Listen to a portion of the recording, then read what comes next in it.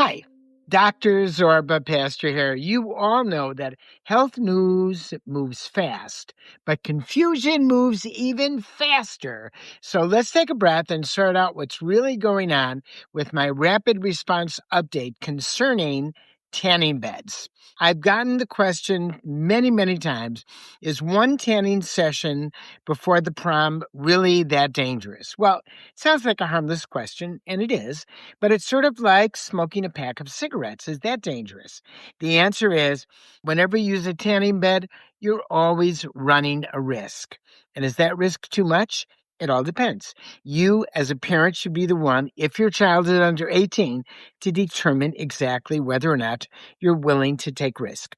Now, back in 2015, the FDA was approached by a number of people to put in a nationwide ban for people using a tanning bed under the age of 18. I think once you're at the age of 18, it's your choice and you can do whatever you want to. But I think just like we know that tobacco, cigarettes are known carcinogen, we also know that tanning beds are known carcinogens. So whether or not they were actually going to put this rule into effect, it's hard to tell. It's been going at a glacial pace. It turns out that a number of states, such as California, Texas, Illinois, and Minnesota, say no tanning beds for minors no matter what, period. And there are a number of states like Wisconsin that say no tanning under the age of 16. 16 and 17-year-olds can use a tanning bed as long as they have written parental consent. The parent doesn't have to come in. The parent just has to sign the document. I've been a teenager. You've been a teenager. Sometimes you can get your parent to sign a document. And sometimes, well, did the parent really sign the document? They actually don't have to check on that.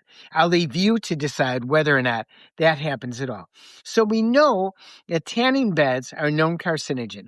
A tanning bed can actually deliver 2 to 5 times the UV radiation that you get in a midday sun at the equator.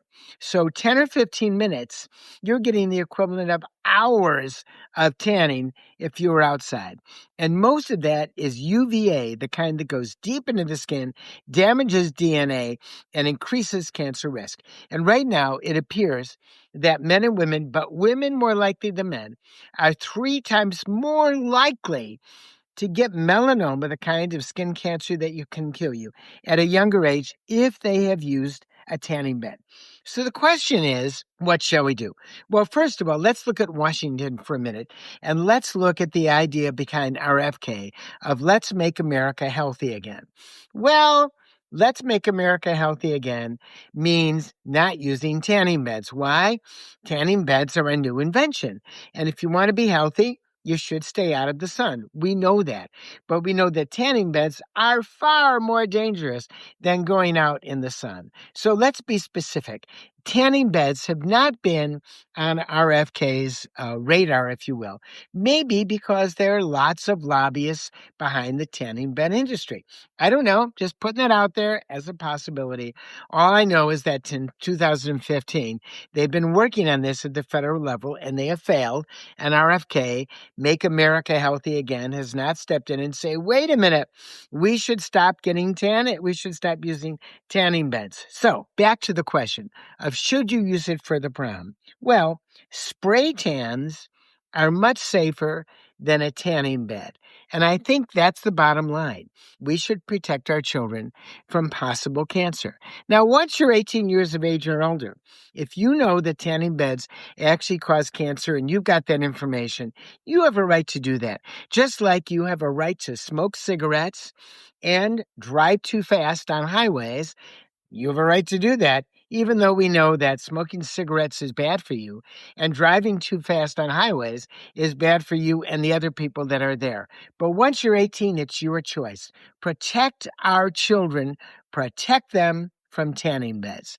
This is Dr. Zorba Pastor. Stay well.